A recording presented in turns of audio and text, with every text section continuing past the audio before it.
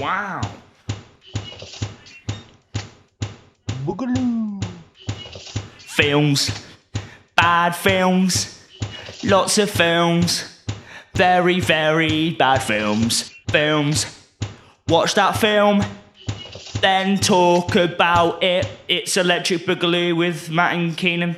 Hello, everyone. Welcome to Electric Boogaloo, the show we make bad films worse. I'm a spooky skeleton man. Matthew Bradley. I'm a man who's really scared of horror films. He BGBs. Keenan Groom. Okay. I thought you were going to be like, I'm the protagonist of this movie, He-Man Groom, because it kind of rhymes. Because that's smart. And I'm not. Pass it on. You said it. So we watched Masters of the Universe this week. And it was a movie. Very It's boring. about what I expected from an adaptation of He-Man, which is a very silly show. Yeah. I was expecting it to be a lot sillier than it was, and really, it was just kind of an action movie. Yeah, because there's so much that happens in the cartoon that it could have lent itself to something like the Batman and Robin film. Yes, with loads of absolutely. weird powers or even the Dungeons and Dragons. They did some weird stuff. Somewhat. Yeah, it was definitely weirder than this, but yeah, Dungeons and Dragons was still kind of boring. I was definitely hoping for a Batman and Robin kind of vibe, but yeah, can't win them all. We were blessed with Batman and Robin, I think. We truly were. At least this movie did have a weird little goblin man, and oh yeah, he was great. I loved him. And fun cop. The smaller the character in this film, the better they were. Okay, that's an interesting take. We'll get to that. Let's try. Let's see if it's that statement holds as we go through the different people. Do you think it's going to be true of every movie? No, just this one. I might retract that statement based on us talking about different characters. But I think at the minute, what I'm thinking back to it, the smaller the character, the better the character. I thought that was going to be our rule for every single movie, which we know applies for some, because your height only. Wing Wing, best character in it. Wasn't there little characters in Wild Wild West? I mean, the best character in Wild Wild West was Kenneth Branagh's Confederate supervillain. He was very small. Yeah. Yeah. That's all. Yeah. I can't think of anything else. It wasn't in this film, but Penguin in the other Batman adaptation. Danny DeVito, who is our saint. I think it might hold up. I'm gonna make we'll test it as we go.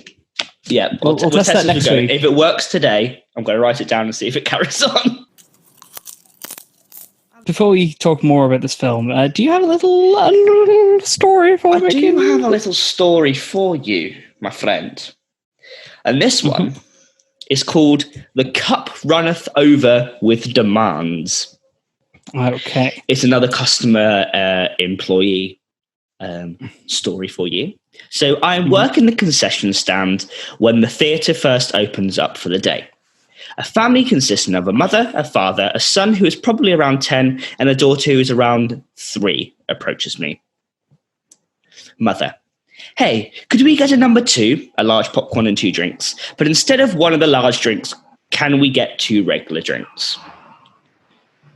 I think, to begin with, that's fine. Usually they work out around the same size. If you've got 2 kids, it's a little bit cheeky, but a lot of people do go, you've got 2 little ones, I'll give you 2 small cups. And it sometimes works out better for the employers because 2 small. Depending on... Yeah. Yes, I can ring you up for a number 1, a large popcorn and 1 large drink, and add on the 2 regular drinks.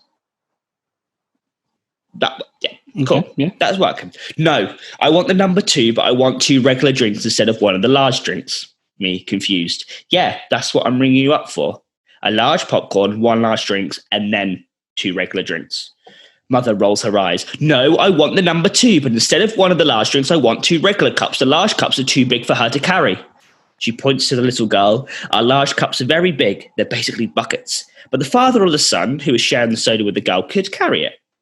I'm sorry, ma'am, but the only way I can give you 2 regular cups is if you pay for them. The mother finally gives in and just gets number 2. They go to the side to fill their sodas when I hear a soda crash to the ground. The mother walks up to the stand. She dropped it.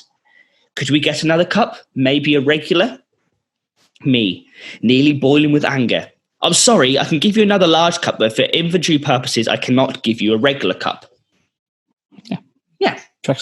I gave her the cup after she rolled her eyes again, and then I went to fill the mop bucket to clean up the spill. As I was filling the bucket up, I told my co-worker and manager the story over our walkie-talkies. My manager came and grabbed the bucket from me, and I returned to my post. I thought my manager was going to clean the spill up for me, but I saw her approach the mother at the butter station. My manager made her clean up the soda spill. Legend. I thought that was a nice one, that one. Yeah. I appreciate that manager. See, usually, I'm trying to work out the pricing. I don't think you'd pay much more if you asked for 1 large drink and 2 regular drinks. Everyone would have their own drinks. You don't have to share. Oh, to be fair, it's a cinema. It's going to be expensive to get 2 regular drinks. Yeah. I can see both sides of this one, honestly. Yeah. Obviously, the customer's wrong, because the customer is always wrong. That's what I've found. The old message, it's a lie. Demanding one and getting, Yeah, I mean, she should have just paid for the 2 regular drinks, but like... I think I'd have given her 2 small cups. Not 2 regular. Just 2 small. Well, no, because obviously the issue is the inventory thing. It has to be ticked through.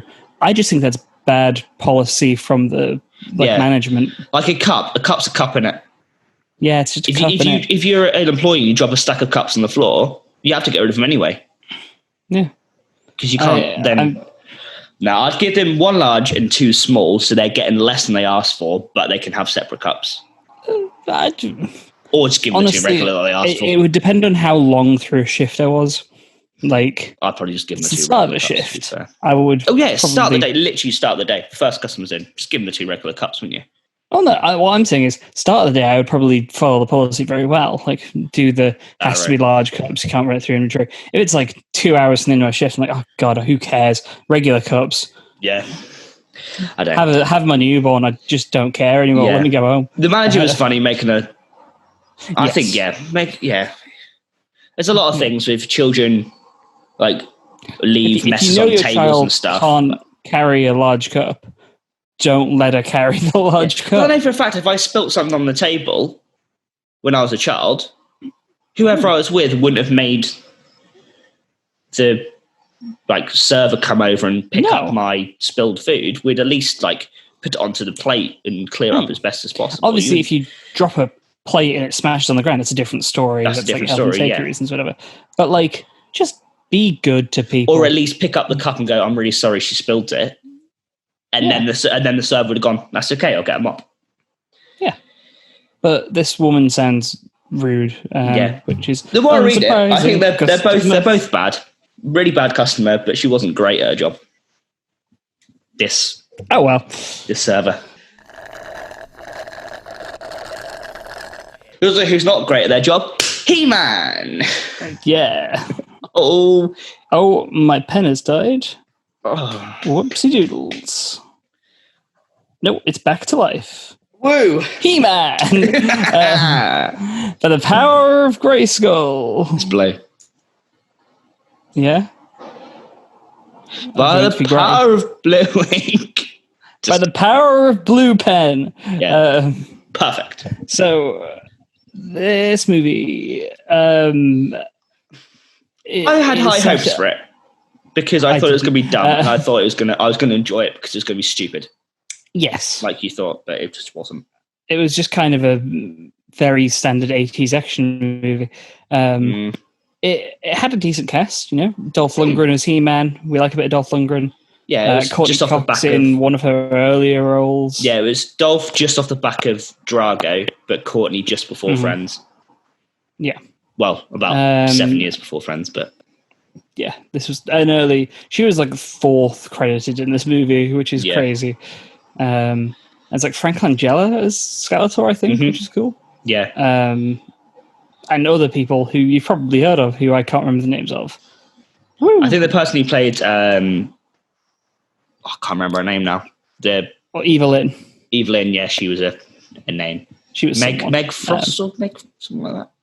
Hang on. Googling. Megan someone, Meg someone. I will be Googling. This is how memorable these people were, basically, because if they were good, I'd have chosen to remember their name. But they weren't, so I didn't, so I haven't, and I shan't. Meg Foster. Meg Foster. There you go. Foster. Where's the R? Just moved. At the end? Yeah. This is Foster with an E to make that work. So this movie takes place on the planet of Eternia and the planet of Earth. And they kind of hop between the two of them. The villains spend most of the time on Eternia. Humans and heroes are on Earth. Basic plot summary, there's a little goblin man who is amazing. He makes a musical key that can open gates in the universe. Mm-hmm. He-Man and his friends are trying to save a sorceress from Skeletor.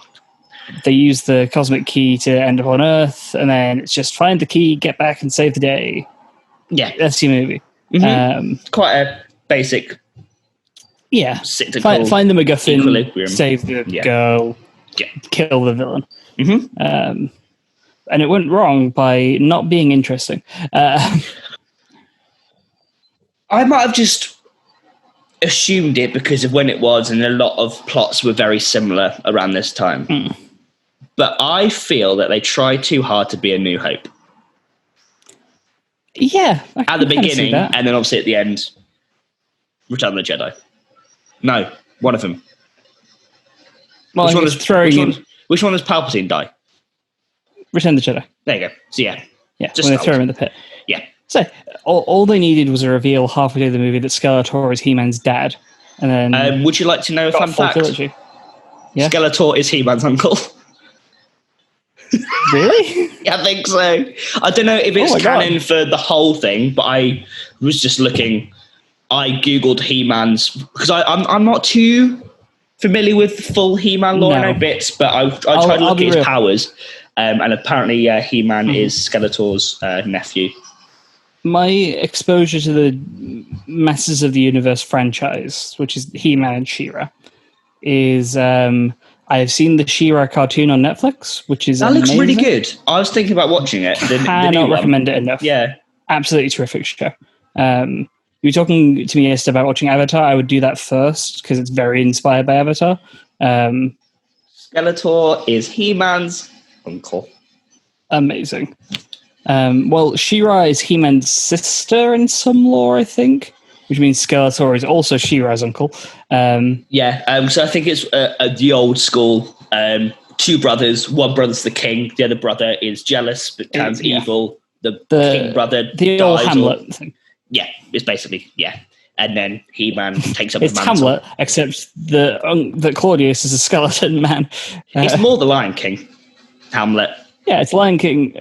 Hamlet is the Lion King. No, Lion King's Hamlet. If that's how time works. Wait, what? Lion King's Hamlet. Hamlet is Lion King, is what I mean. Lion King came first. Whoa, Willie. What are you doing stealing from the lions, boy? Yeah, it's based on a true story.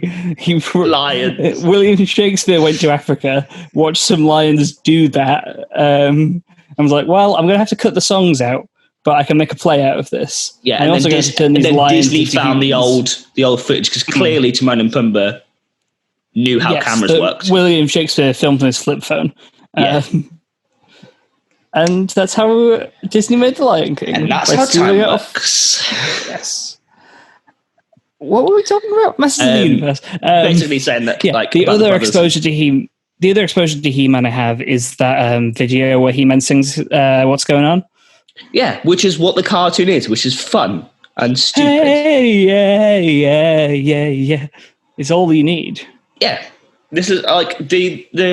It's like the old school Aquaman who rides on seahorses. Yeah, and this is what this He-Man is. It's wild. Mm. His best friend's a tiger.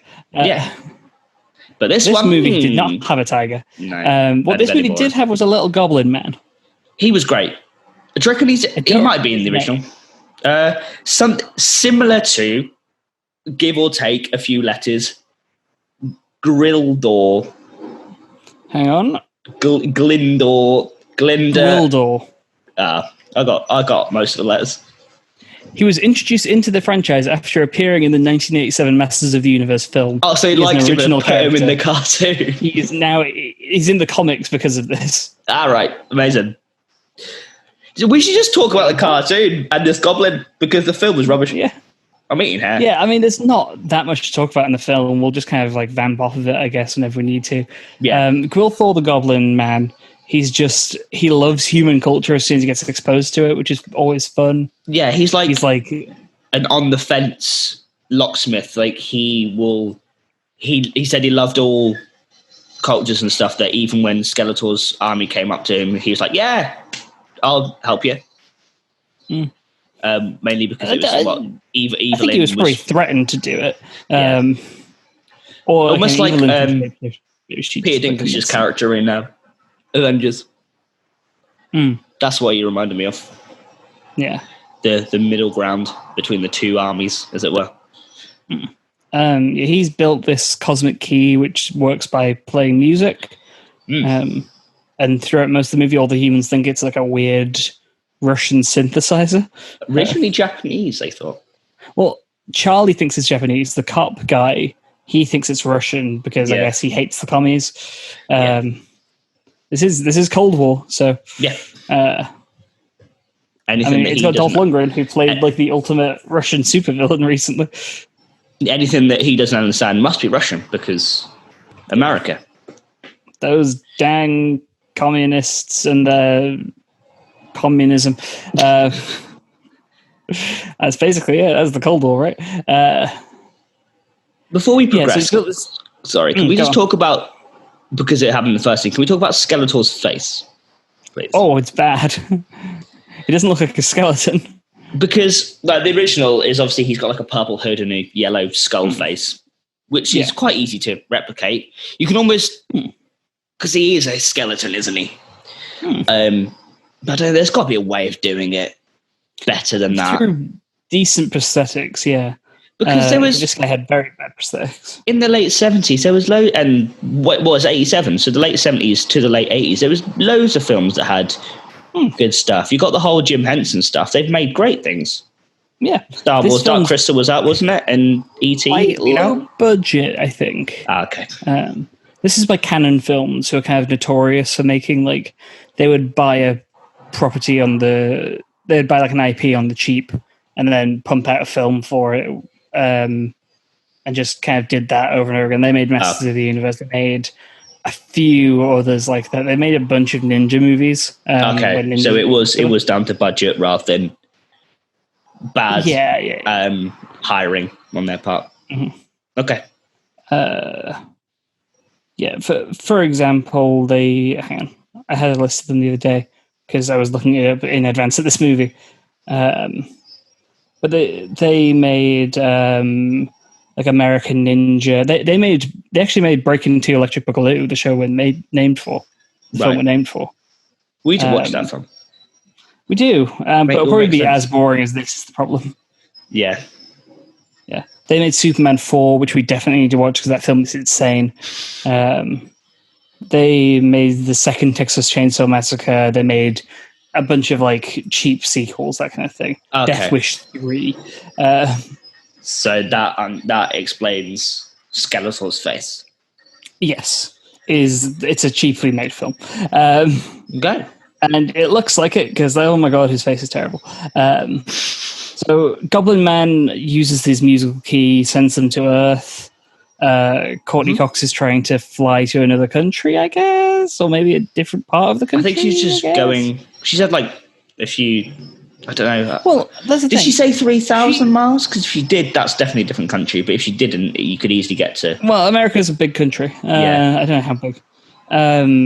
That's the thing. It's never really established where this film takes place in America, is it? I'm assuming one side, so then she could travel further. I thought it might be New York because the cop has kind of like a New York accent at times. He does, but not all the time though. Unless it was just the style of the diner that she's working at. It was very southern. that seemed very like Texas. You're right. Yeah. And also, I think the other girl in the diner mentions that like she said like there's still diners in New Jersey, which implies she's flying to New York/New Jersey. But doesn't the cop like have a New York accent? Unless for some reason, because they teleported away, didn't they? And they just happened to teleport into New York. No, they teleported to her, and then they stayed there, didn't they? Yeah. She only teleports at the end. Yeah, to go to Eternia with Let's them. have a look. While you carry on, I'll have a look. Yeah. So like Courtney Cox is like she works at a diner. Her parents are dead. Her boyfriend's kind of like a layabout almost. He's a musician, but he's not very good. Her life's kind of like stagnating, and then they find her and her boyfriend. She has just finished school, like as in yeah, school rather than college school. Yeah, she hasn't quite graduated yet. I think they say. Yeah. So I guess she's like starting her life off then. Yeah, I was going to say like I got confused. It's just because Courtney Cox doesn't look 18. No, in this movie anyway, she looks like a 20-something. And so does her boyfriend. That's the problem with 80s films, because one, people looked older than we do now because we all look like toddlers, and two, they always had people in their late 20s to play the high schoolers. Oh, I mean, yeah. I mean, you look at Grease and like half the cast of that movie is 50. Yeah. Nicky looks like he's like California. A grandpa. California, okay. Which makes sense, because that means they have to travel the whole of... She'll have to travel the whole of America to get to New York, which is understandable. Sure. He's the anomaly here. Yeah, the cop I do not understand. I very much enjoy the cop character, though. Yeah. Obviously, all cops are bastards. We all know this. But his character is fun. He's just like, I'm here to solve crimes and prevent arson, and I'm going to take this commie synthesizer, and hey, stop blowing up that microwave. He's just like shocked by everything and wants to shoot things the entire film, which is very cop of him. So the forces of evil, Skeletor's people, are going to send a legion of 4 elite agents into Earth to retrieve the key. Mercenaries, meaning they'll be there to get paid? What would Skeletor pay them? They're mercenaries, but like ones that work for the crown, I think. Like privateers, I guess. Yeah, so they're allowed to do things because they work. The names of these 4 mercenaries, and again, this is probably taken from the cartoons of the comic. I still think it's funny though. Blade, Sarang, the Beast Man, and Clark. So Blade, he has swords. The Beast Man is a Beast Man. Gorilla, ogre, wolf thing. And then Sarang and Clark are both like lizard people, I guess. Yeah, she was a full-on lizard with a hat. Sarang. One of them was like a full-on lizard. The other one was Clark. Clark, yeah. I love Clark. Yeah, he was great. He was my second favourite character, and he was the second tallest. Just saying. You make a good point. Just saying. And so he had a hook for a hand. Like, he sure did. And then most of the rest of the movie is just kind of like the evil people show up to find He-Man and friends, and He-Man and friends beat him up. And then the evil people show up again, and then they beat him up, and then they have a shootout with laser guns, and not a lot else happens. Nothing happens at all until the end. The most happens in the end. Yeah, at the end, it's like a big showdown. I mean, even then, it's just a big fight at the end. Yeah. Still, nothing happens. That is the plot, basically. Yeah. I don't think you could go into any more details because that is what it is. I don't have specific things to call out about it, even. It's just kind of... Well, Kevin was said to be a master. One of the masters of the universe, I suppose, because he's like a master songsmith. Yeah, meaning that he can play the piano. He can play the piano, but for them it means that he can tap into the noises to channel different teleportations and dimension shifts. Yeah, he has perfect pitch. Yeah, is basically what it is. Yeah. There's not a lot else to Kevin. That's basically the only thing that wasn't just you've got this key. Oh no, now I've got this key. No, I've got this key. Now I've got this key. No, I've got this key. He-Man versus Skeletor. Yeah, there is a bit where Evelyn pretends to be. I've forgotten the character's name. Julie pretends to be her mum. Mm-hmm. And it's like, oh, you can shapeshift. Why haven't you been doing this the whole time? It seems very powerful. Yeah, I was going to talk about it later, but I think we might as well talk about it now. How the powers of the people in this film aren't utilized at all. Yes. Evelyn can shapeshift. Well, or, shapeshift is the word. She could use that many a time. She could have been He-Man many a time. She could have been the cop guy and used it to... she could have been like the cop supervisor and used it to just take the cosmic key off him from there. Like you said, could pretend to be He-Man, could pretend to be Kevin, could pretend to be the little goblin man if she wanted to, really. Also, He-Man was useless. Absolutely useless. He doesn't charge his powers up until the very end of the film. Because... I'm not too sure, but does he get his powers when he's in control of Grayskull? I believe. He gets his powers by holding up his sword and saying the key phrase, which is, I have the power. Yeah, and I'm assuming that's because when he's still in control of Grayskull.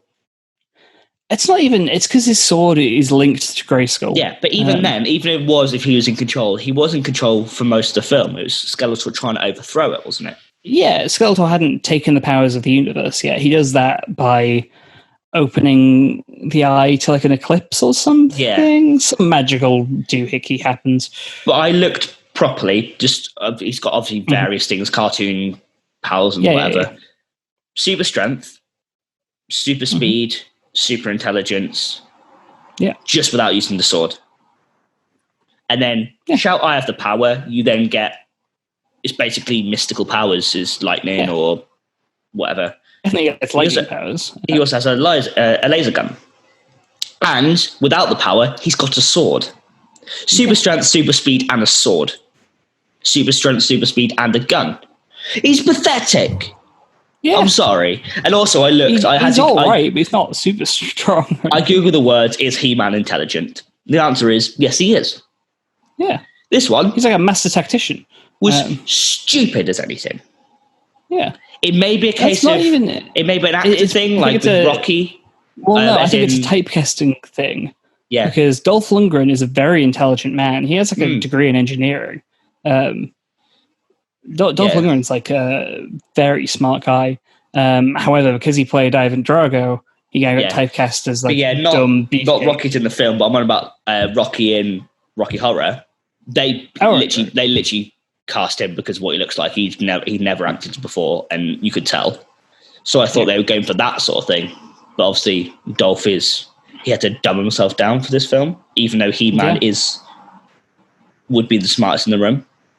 Probably. Again, most of my experience of He-Man power sets come from She-Ra, but I'm basing this off of the power set of She-Ra, which is meant to be very similar to He-Man, considering she was built to be the female He-Man. Yeah.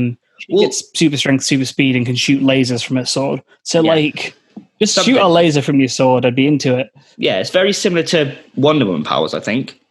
I think so, yeah. There was one thing that He-Man said, which would then lead me to go, is He-Man actually intelligent?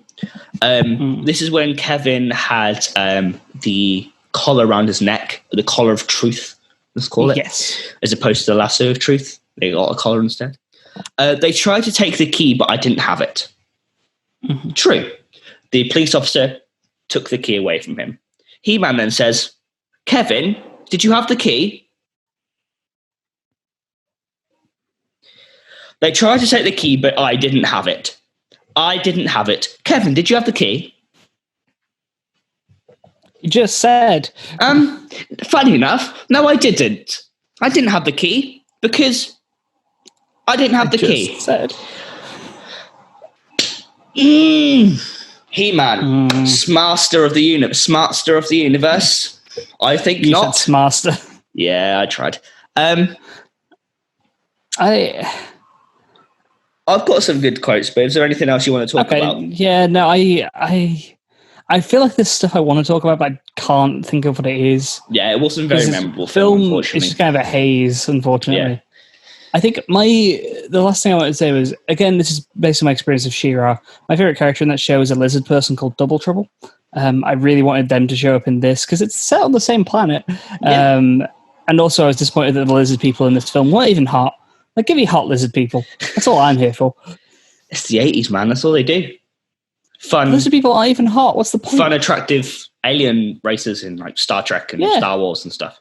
That's the point. Well, I mean, Star Wars, a lot of the aliens are quite ugly, to be fair. Oh, no, it'd be more like the different races of Jedi. But that's more the new ones, isn't it?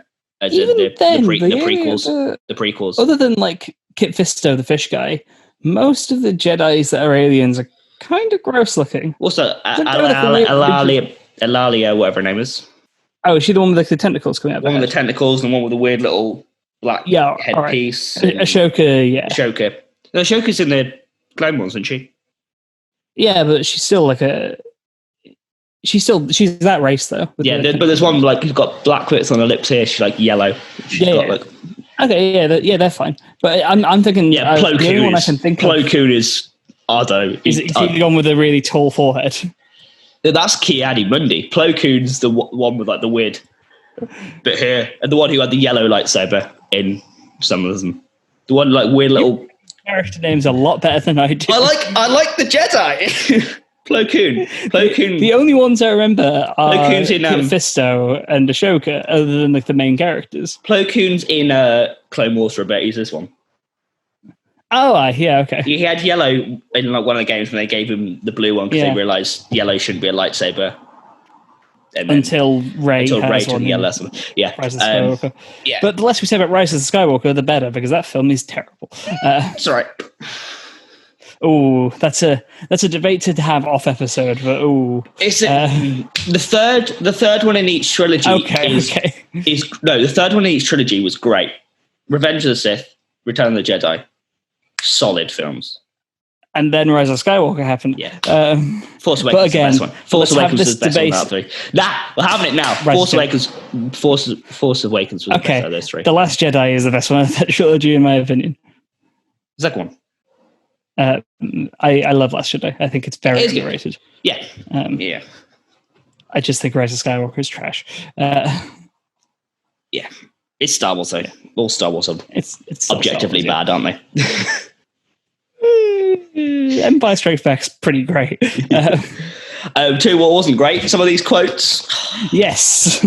Back on topic. Begin with, Skeletor does a massive bulletin to people. Sorry. He's got I thought you were going to end the sentence of Skeletor did a massive fart. I've been funny. But like we learn later on that he could do a hologram of his whole body. That's established. But to begin with, it's just his face. And then to the side of him, it's like half of his body. And then behind is him. There's like 4-5 intonations of him, all facing different directions. But this one that faces us, it's just his head. Just his face. But behind him, you can see his arms moving. And to the side, there's a little version of him. That was weird. It's like, no, that isn't a thing. I was about to like give an example of like a real world thing that does that. And then as I was like thinking of it, it disappeared into my brain and my brain replaced it with, no, what you just thought of as a fictional thing. What are you thinking about? What were you thinking of? I think I flipped into like an alternate universe.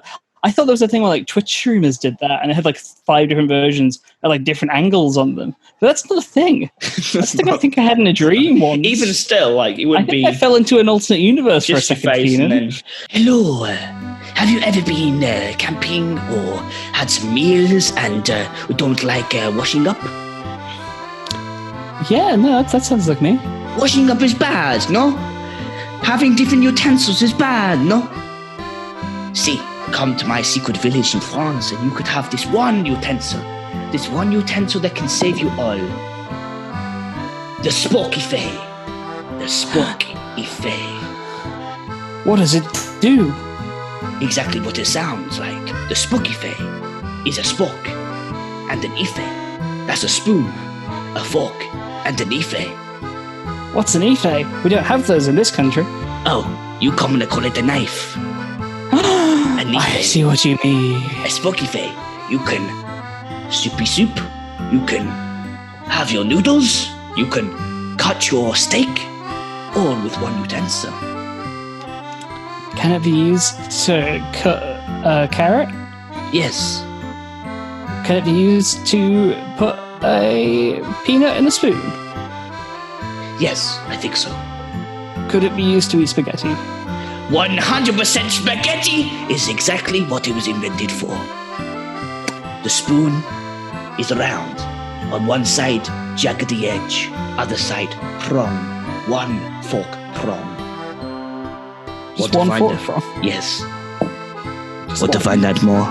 Come to my village in France, and I could show you the way of the Sporkifé. Why has it only got one prong? Because if not, it'll be too big. You're a genius. Sporkifé, free if you find me.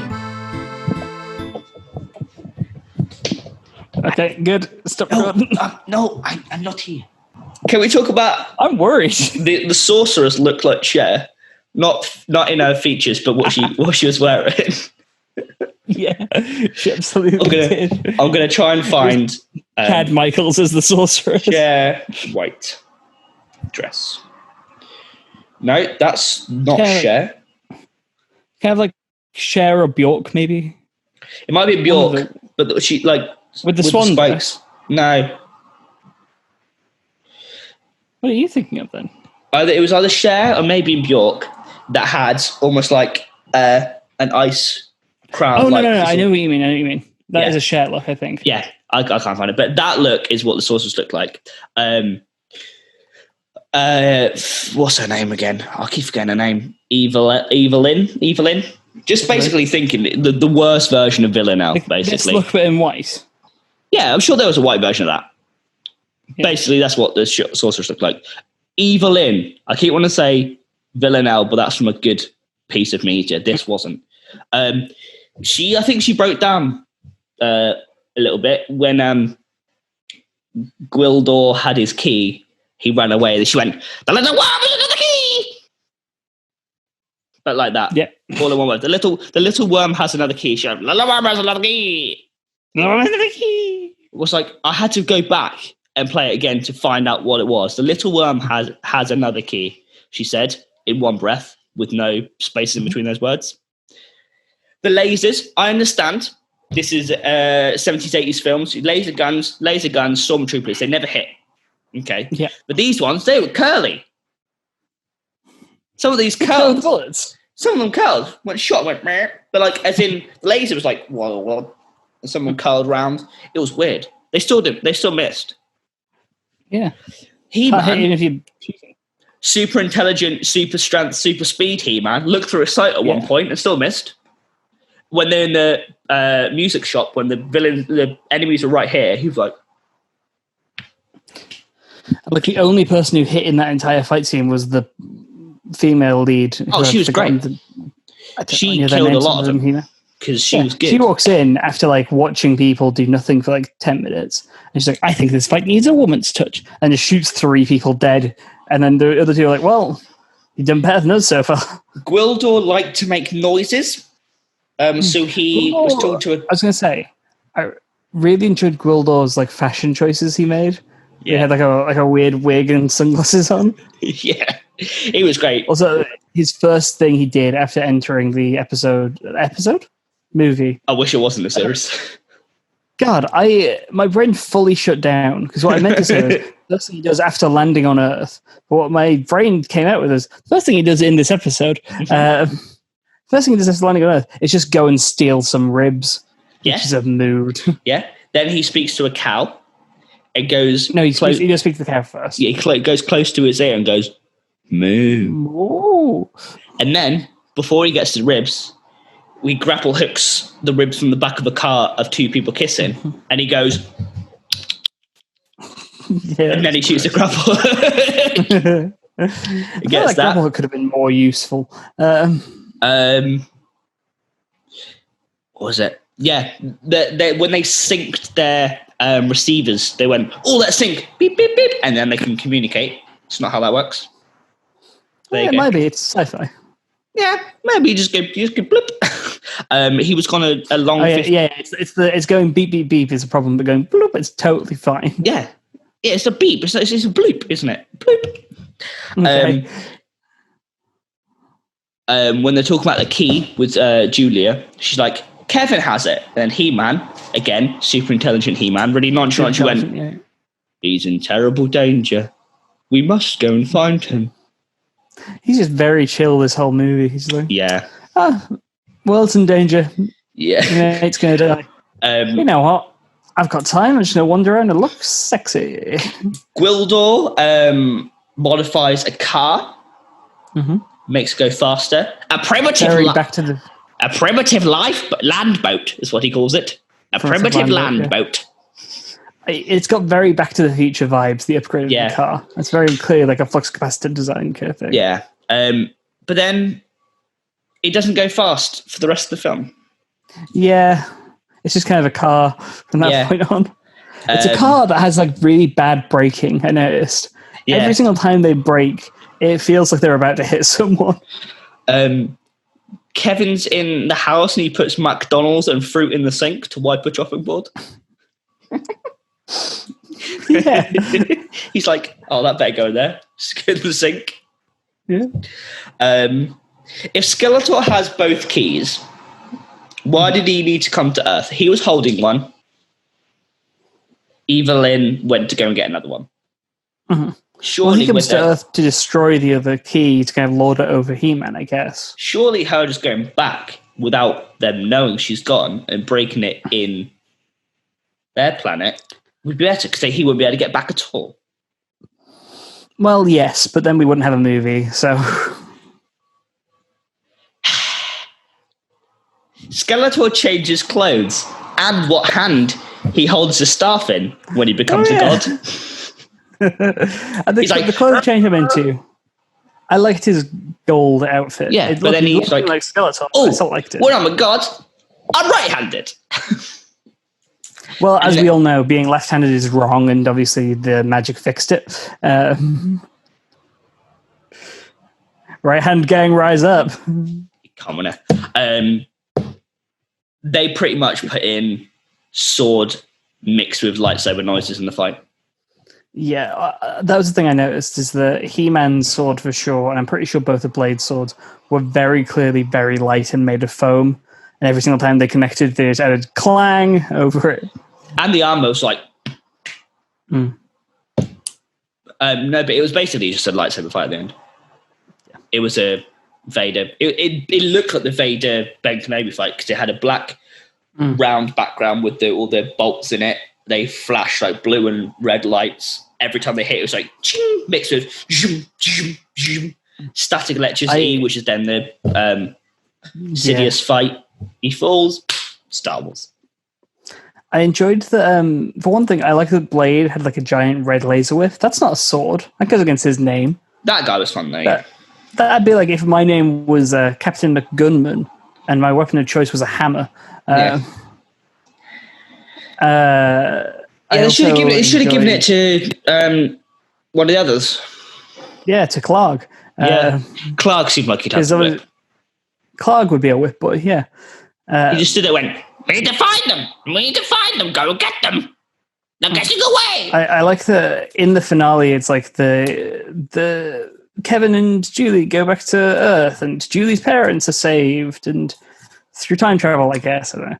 And like He-Man saves the day and he's allowed to return to controlling Grayskull. And Officer Lubric is dating the sorceress? Huh? No, it was another random person. The sorceress was on the throne. It was just another person. He was just dating a rando. Yeah. Oh, him. Or, depends how much time passed, it could have been his daughter. Maybe so. What was I going to say? Yes, that was it. This is a negative for a lot of films compared to real life, which is why horror films, some of them are dumb, because you got to use your brain, haven't you? You got to, oh, wait, someone's in this village. Let's leave. Yeah. This one was the 4 mercenaries. None of them were killed, were they? One of them was the lizard guy. What was his face? Sarang. Yeah. There we go. 3 left. Yeah. That's why Evelyn replaced him. Yeah. Oh, and Evelyn was still there. Yeah. When He-Man and Skeletor are fighting, surely you just kill He-Man. Yeah, just all gang up on This is what I don't understand. A lot of these 1v1, like, let's see who's victorious. You just. Yeah, I think, to be fair, in this one, it was a whole, like, destiny thing. It always had to come down to this kind of one-on-one showing with He-Man and Skeletor. But when Skeletor got killed, which Skeletor never dies, that's the whole point, you just kill He-Man, wouldn't you? There's like 7 of you. Yeah. To be fair, there was meant to be a sequel to this, but it didn't make enough money. So it made 17 mil and it cost 21, it said, I think, on Google. Yeah.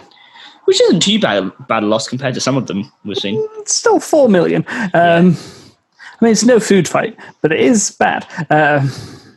When they teleport to Skeletor's throne room, the ground around them comes with half a car, the wall, the floor. Yeah. It was a big portal. Yeah. Happens. Yeah, happens sometimes. And also, He-Man fighting Skeletor, he was chained up about 20 seconds before. Well, yeah, but he blocked a laser blast with his chain. Why now does he use his powers? That's basically what I'm saying. He has super speed, super strength, and super intelligence. Because it wasn't good for the screenplay for him not to do it at that point, okay?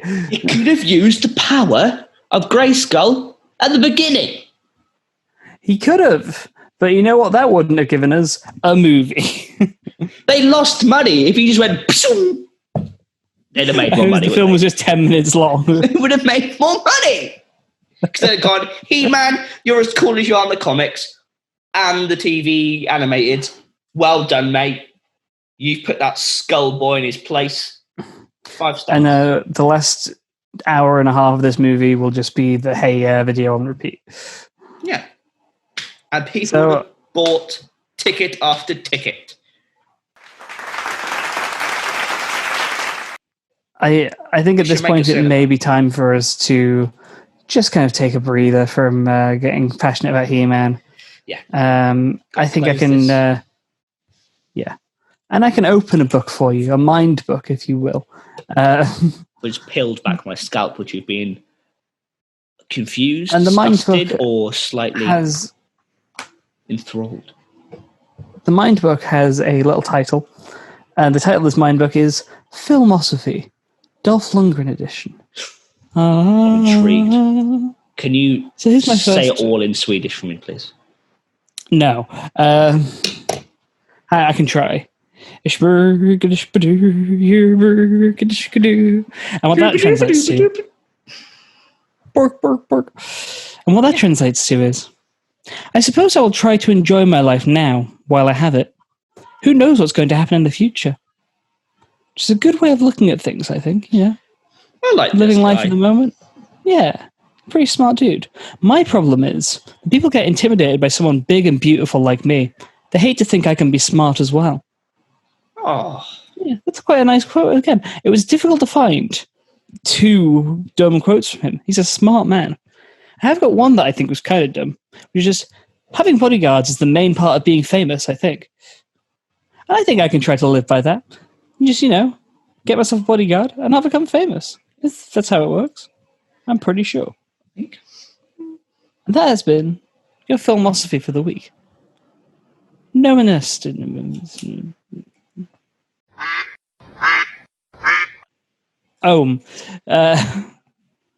So let's try and make a new film, shall we? Mm-hmm. What each? One together? One. I think we can do one each. I think we've got time to do one each. Yeah. So I think we need to look at adapting. Really quickly, as we established last episode, we now have the dynamic duo of Buscemi and Waititi. Yes. Do they both have to fit into each of our films? Or can they be in each one, and then when the extended universe comes together, they become... They have to appear together in the extended universe, I think. Okay. So I think we need to be adapting other 80s or like classic childhood properties into gritty, not necessarily gritty, but can be gritty films if you want. So, do you have any ideas? 'Cause I'm still trying to think. I'm going to make Thundercats. Okay. Hit me with the Thundercats movie. I'm going to have to get the names because I forgot. And I was thinking like, I could do Thundercats, I could do that kind of thing, but I realized I've never seen an episode of Thundercats, so I wouldn't be very good at that. Have you got one? Because I don't think I know Thundercats well enough. I think maybe I have an idea. And I'll think of something else. Yeah, no, I've got it. I will need to get a list of names. Does it have to be a cartoon? No, it just has to be a childhood property from like the 80s or 90s. Okay. Are you making, I don't know, like Kaplunk, the film? No, it needs to be like a TV show. Okay. I think. It doesn't have to be a cartoon necessarily. What do you got? What do you got for me? I'm just getting a character list up just so I'm confident in it. How's your day been today, guys? There you go. That's what you get. No, I'm good. That's all you need. So, my film is a post-apocalypse movie. Takes place on a bleak, deserted island where the only thing still running and keeping the people going is the train network. All led by the despot of this land, the Fat Controller. That's right, it's the Thomas the Tank Engine movie. Nice. So in this movie, it's kind of very Mad Max inspired, except instead of it being told from the perspective of the people driving the trains, it's the trains themselves, of course. And it's like racing and trying to save the day and getting to the green place or whatever happened in Fury Road, except it's all told from the perspective of the trains just kind of driving along and being like, nice day for it, isn't it? But all this post-apocalyptic crazy shit's happening in the background while these trains just having a nice chat. Mm-hmm. And starring as Thomas the Tank Engine is going to be Donald Glover. Wait, do I mean Donald Glover? You might do. Donald Glover, Childish Gambino, right? Yeah. Yeah. Okay. Yeah. I don't know what I'm getting confused with. I don't know. Who's that like old actor? Donald Sutherland? No. Donald Duck? Donald Duck? No. He's in Jumanji 2 with Danny DeVito. I've seen the first one and the new one. What do you think? Donald Sutherland's in Hunger Games? No. Oh, Christ. What's the new Jumanji film called? God damn it. I'm the new very Jumanji bad film? As in the one with The Rock? Yeah, the next level is the one I'm looking for. Who's Jack Black? That? Danny Glover. Oh, okay. He looks very different. But the name Donald Glover, Danny Glover, very similar names. Yeah. But Donald Glover is playing Thomas the Tank Engine. Okay. Is Danny Glover in this film? Yeah, he is. He's playing Gordon. Okay. Playing Percy will be Steve Buscemi. That's a choice. Yeah, why not? Playing James the Red Engine will be Amy Poehler. Again, she's appeared a lot recently. She just keeps popping into my head. Yeah. And she's playing a male character because why not? It's 2020, y'all. Edward, I'm having a weird day. Edward the Blue Engine will be played by Ian McKellen. That's a good one. That's a good one. And playing the Fat Controller, or Sir Topham Hatt is his real name apparently. Playing the Fat Controller, it will be. I need a good plus size actor. It's going to be Seth Rogen. He'd be good as Fat Controller. I said a good plus size actor, but we're getting Seth Rogen. I like Seth Rogen. I'm fairly indifferent towards Seth Rogen, to be honest. But he's the name that came to mind, so we're rolling with it. And the villain in this movie Pick Jonah Hill. is going to be Jonah Hill as Ivor the Engine. Ivor the Engine? As in Ivor the Engine? Ivor the Engine? It's Ivor the Engine. He's like, I am the Russian. Ivor the Engine. Don't know why I made it worse. Why have I made it Welsh? It's Welsh now. Why have I made it Welsh? Well, he's Welsh now. He's Welsh. It's Jonah Hill doing a Welsh accent. Yeah, thank you. Ava the Engine. Ava the Engine. Who's the Welsh one then? I don't know, but voices of Olwyn Griffith, and if Olwyn Griffith isn't Welsh, this one. Hang on. Ava the Engine. No, you're right about that. I'm thinking of Ivan the Engine. Ah, Ivan the Engine. That wasn't even Russian. Are you on? Okay. Yes. Well, Jonah Hill will be playing Ivor the Engine. Playing Ivan the Engine is going to be Michael Cera. Okay. The best of friends. And the plot is that Ivan the Engine has stolen a nuclear bomb, and everyone else has to team up to stop him. Wow. That's a good film. I'd watch that. I don't even need one anymore. Thomas the Tank Engine, The Fall of Sodor. You went quite back now. I just looked. Didn't realise. First release of Thomas the Tank Engine, 1945. Oh, wow. Okay. Yeah. Mad. I'm going to try and blend 3 franchises together. My word. In a massive Alien versus Predator style. Okay. This one starts in the deep, deep sewers of New York. Okay. So I think I can see one of the 3 properties. I wonder what this one is. A pizza man goes over a manhole cover. All of a sudden, the manhole cover comes up. The pizza boy falls off his bike, and the pizza box is dragged down. We found our villains. The mutants. The evil, conniving mutant Ninja Turtles. They're going to be the hero turtles. They're the old boys. Okay, so the Teenage Mutant Villain Turtles. Teenage Mutant Villain Turtles. Yes, I need to. We're going to do the 5 good ones. And there's 4 before you at me. I'm going to have Raphael played by. They're all going to be Londoners doing New York accents. Doing New York accents, yeah. Raphael is played by Danny Dyer. Wonderful start. Michelangelo is played by, I've run out of Londoners, Idris Elba. Already? You named one. Donatello. Oh, because I've got 2, but I wanted for the later characters. Donatello is going to play, I'll go skip Donatello for now. Leonardo is Tom Hardy. Okay. And Donatello. And Master Splinter is Michael Caine. Okay. Now I've run out of Londoners. Donatello. I've run out of Londoners. As in, hang on, let me Google some Londoners. Mate. As in, like, proper. Like West, proper. East London. What's his name? Ray Winston. There we go. Ray Winston's Donatello. There we go. And they are getting up to no good. No good for them. But all of a sudden, beep, beep, beep, beep, beep, beep, beep, beep, beep, beep, beep, beep, beep. It's the cat phone. I don't know if they have a cat phone, but beep, beep, like the bat phone. They appear. The Thundercats are here to save the day. Okay. There's going to be 5 of them as well. Lion is played by Chris Hemsworth. Okay.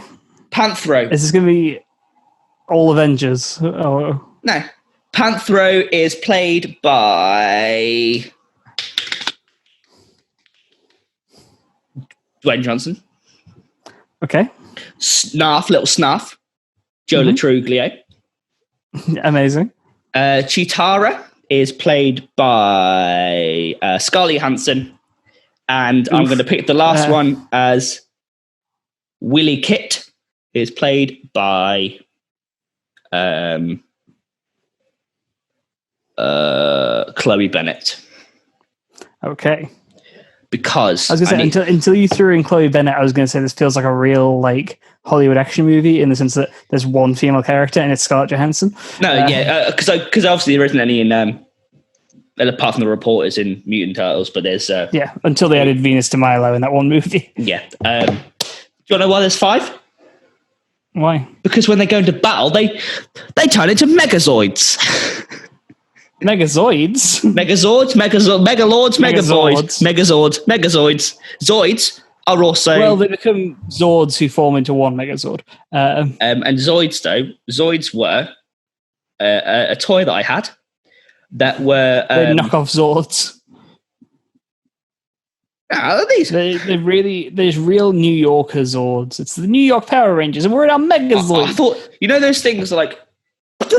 Those... yeah, I know exactly what you're on about. That's how they join. They all jump in the air and through magnetism, they join together and then they fight. I'm not going to spoil too much of the film because, like in Civil War, you just see the fight and you don't actually know about the politics. The politics comes later, and I want you to watch it. But it's the Thundercats versus the Teenage Mutant Ninja Turtles plus Splinter. Using Power Rangers power. Using Power Rangers power with the power of magnetism to Zoid together. Okay. And it's called